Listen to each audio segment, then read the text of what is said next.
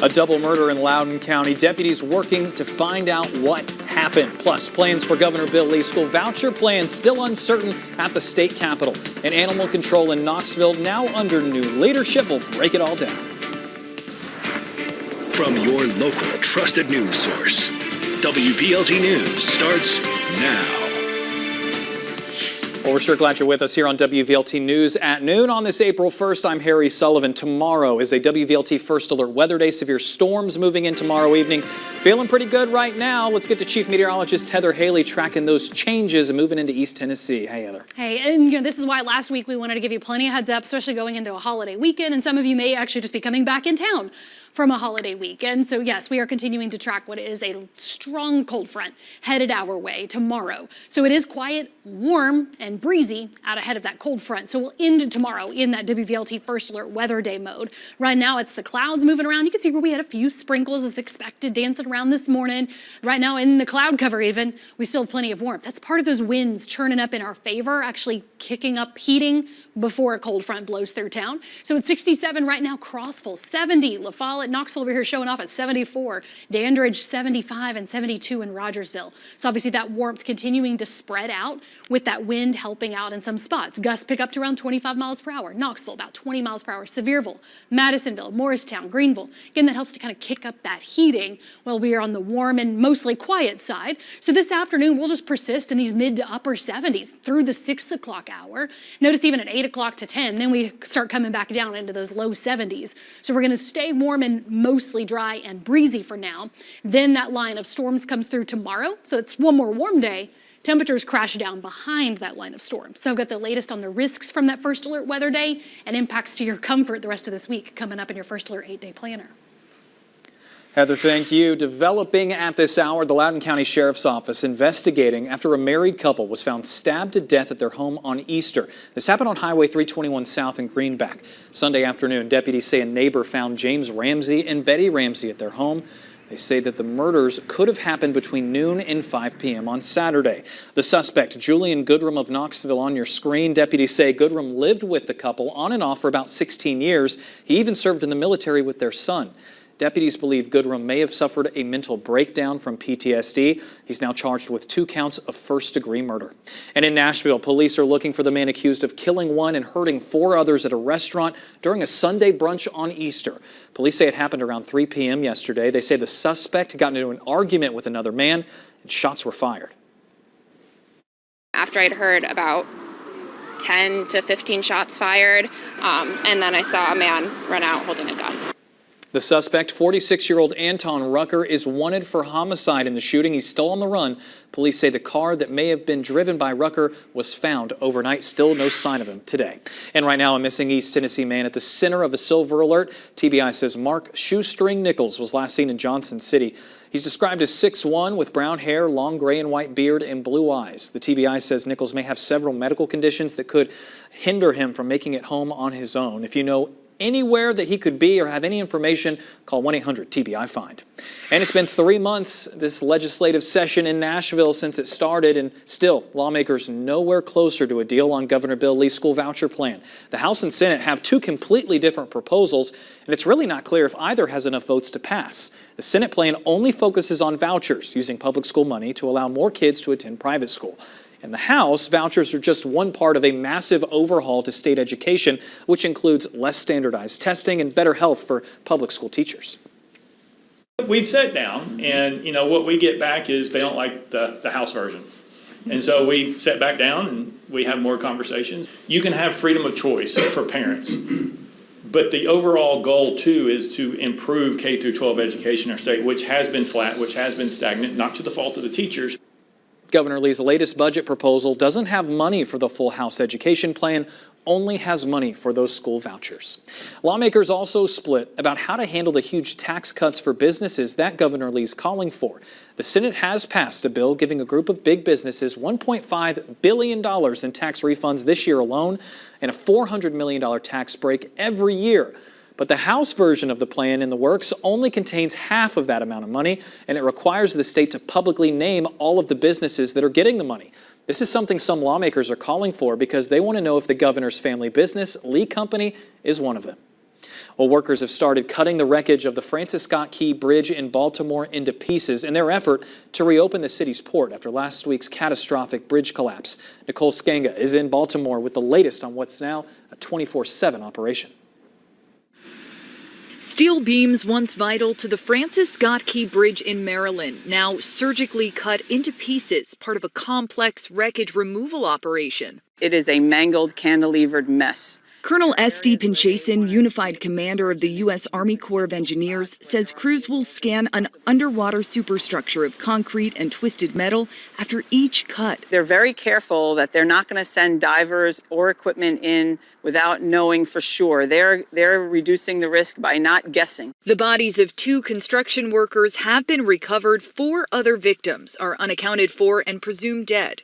The U.S. Coast Guard is now marking clear sections of the channel, possible passageways for smaller ships. U.S. Coast Guard Captain David O'Connell. I anticipate, smaller draft commercial vessels, maybe some small tugs in the next few days. With storms moving into the area, the container ship Dolly is being held down by 4 anchors attached to its stern plus a tug. Officials call that a precautionary measure to ensure that the container ship does not swing out, causing further damage.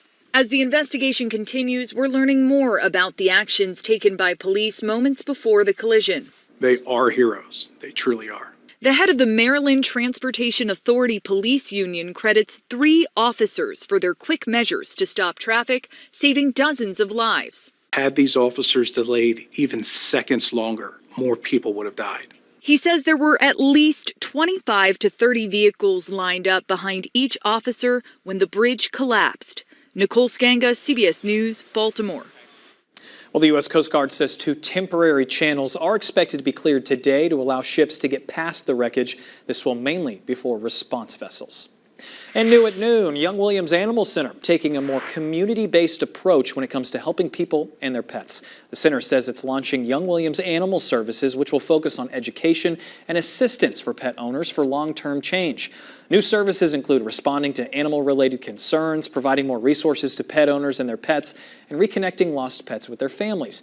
Normally, KPD and KCSO were responsible for animal control. Leadership at both agencies supported this change. Still to come at noon, it's a piece of one of the most famous movies of all time, and right now it's set to be on display at an East Tennessee museum. Plus, a massive data breach impacting millions of AT&T customers. How to make sure your info is safe. Are you tired of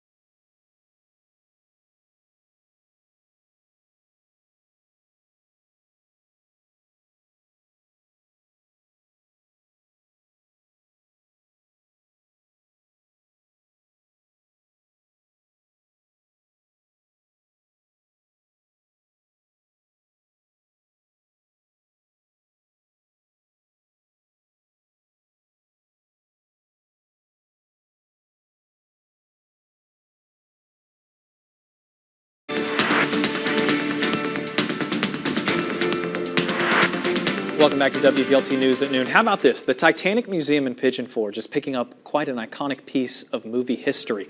The museum says it's picked up the famous wood panel, you may know it as the door, from the movie Titanic. Yeah, the one that Rose was on, that Jack couldn't fit apparently. It was used to save Rose from drowning after the ship sank. The museum says it purchased the prop from the Planet Hollywood auction, which was the highest selling item at the auction. AT&T looking into a massive data breach over the weekend that leaked data from millions of customers right onto the dark web. The breach appears to involve information from 2019 and earlier. They say it could include names, passwords, social security numbers, birth dates. AT&T now reaching out to those who are impacted, but experts say that even if you aren't notified, you should probably make sure your information's safe. Once a bad guy has that, a criminal has that information, perhaps they could pose as you and call up one of your bank accounts or health accounts. If you think you've been hacked, reset your password. You can also ask a credit reporting agency to put a fraud alert on your account, or consider a credit freeze to block someone from opening a credit card, a line of credit, anything in your name. Warmer weather leading to a crisis for the largest maple syrup farm in Illinois, and it's starting to become a trend. Here's Noelle Brennan. We're approaching my favorite time of year out here because all the plants are starting to come up. Before spring sprouts, the spouts come out. You get into a rhythm after a while. Grace Springer pries them loose from tree after tree, signaling the end of syrup season in McLean County, Illinois. We make maple syrup. It's pretty straightforward, so. Grace has been learning the ropes and the tubes at the historic Funk's Grove Pure Maple Syrup Farm. I don't know the trees by name, but close. Mike Funk steers the business that started generations ago, and he hopes to pass it down. Yeah, so Mike will eventually be my father-in-law. It's big shoes to fill, for sure. And big challenges to face. Definitely an obstacle. In years past, the sap is still flowing through the tap in early March, but not this year. Not our worst year, but pretty close. You do the work to get ready and you don't know what you're going to get. It's just disheartening. It's becoming a familiar feeling. Our seasons they seem to be getting shorter. We know we have climate change and we just don't know down the road how that's going to affect us. Maple trees need temperature swings for sap to flow. Yeah, there's some sap in there. But a warm winter can spoil a season. Well, I think this is the warmest it's been in February. Anticipating those warm temperatures, the Funks tapped trees early. We tapped in January this year, which was our earliest ever, and we ended 4 or 5 days ago, which was our earliest ever. Like sap, the Funks learn to go with the flow. Be ready to adjust. So we're just going to have to adapt. No customer will notice the difference. Usually get a gallon every year. The syrup is just as sweet, no matter how sour the season. It's too special of a thing to not fight for moving forward, you know. Noel Brennan, CBS News, McLean County, Illinois. Airbnb making some big changes to its cancellation policy to better cover those unexpected events. The company says it'll now provide cancellation and refund support for guests if disruptive events happen. That can include natural disasters, travel restrictions, or weather that could impact your chance to actually even make it to your rental. The new policy takes effect for all reservations in June. And an important reminder as we're sliding into that spring storm season and summer months, that WVLT First Alert Weather app will travel with you. We will be sending you messages tomorrow. We're in that First Alert Weather Day mode for your Tuesday evening. That's when we're tracking a line of storms to come in with the potential for some damage. I've got that latest timeline for right here at home next. This is your chance to save 65% on a year of getting fit and healthy with Body. Stop beating yourself up with these fad diets and extreme workouts. I'm Body Super Trainer Lacey Green, and I'm gonna help you lose weight step by step with the one approach that you can use for the rest of your life. It's called Body, an app with over 120 workout programs, easy to follow nutrition plans, and my 3-week program called For Beginners Only. Sign up for a year and save 65%. Go to BODI.com.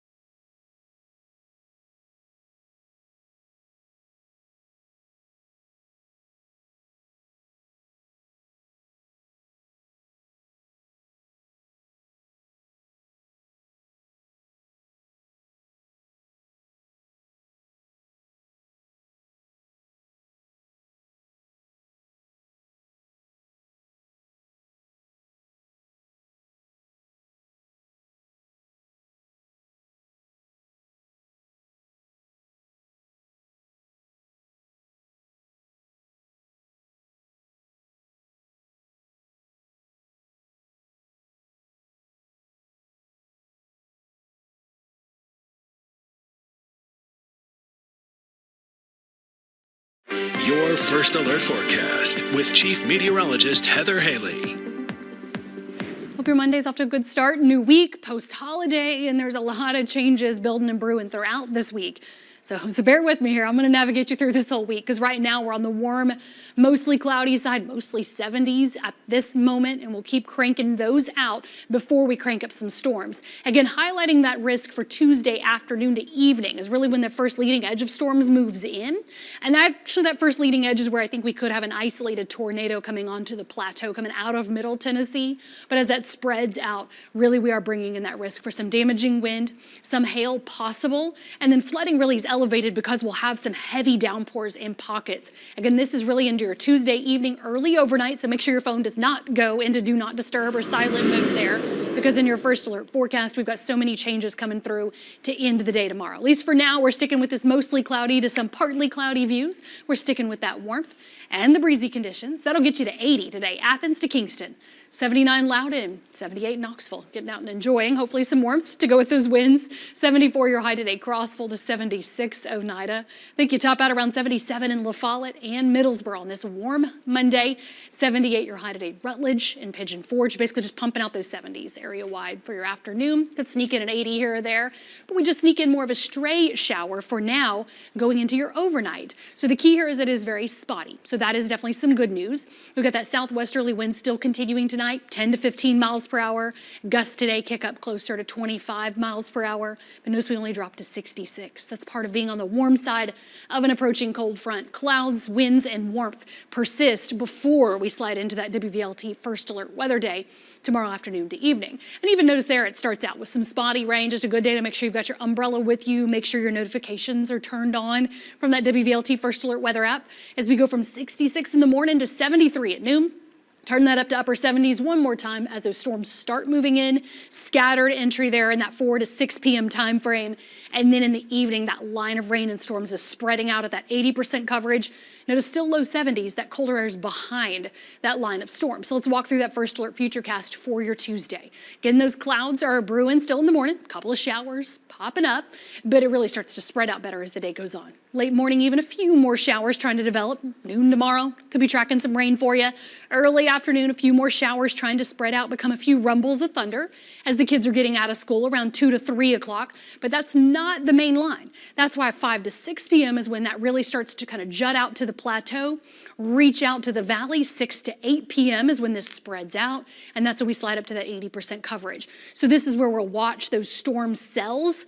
An individual storm that could be more intense, could be damaging at that 80% coverage through tomorrow evening into the early overnight. It's not until after midnight that that energy starts to fall back, the coverage decreases to scattered again, and then the temperatures decrease behind it. So that's important to keep that in mind in the first alert 8-day planner, as we'll have some scattered showers still lingering in the area on Wednesday, but we're in the 50s. Keep those highs in the 50s actually the rest of this week. We'll see some spotty mountain snow. We'll have some chilly mornings in the 30s. I want to protect some plants there, especially Friday morning and Saturday morning. But at least this weekend, those afternoon highs start to tick back up. So there is an improvement there with some chilly mornings, but highs getting back into the 70s at the end of your first alert 8-day planner.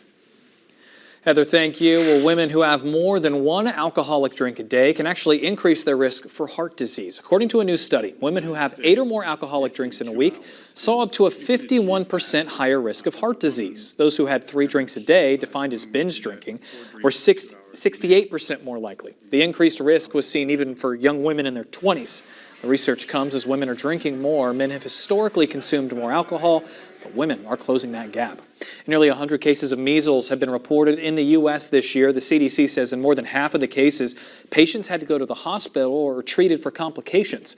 Most of the cases are in kids under the age of 5. Health officials say the majority of measles cases were in people who are unvaccinated. And new research finds children and teenagers who are overweight or obese are more likely to have high blood pressure as adults. Scientists used lifelong health data on people and found that if blood pressure is even slightly elevated over many years, it can damage your blood vessels, leading to possible cardiovascular and kidney disease. Still to come at noon, another Check Your First Alert forecast with Chief Meteorologist Heather Haley tracking storms during tomorrow's First Alert Weather Day. That's next.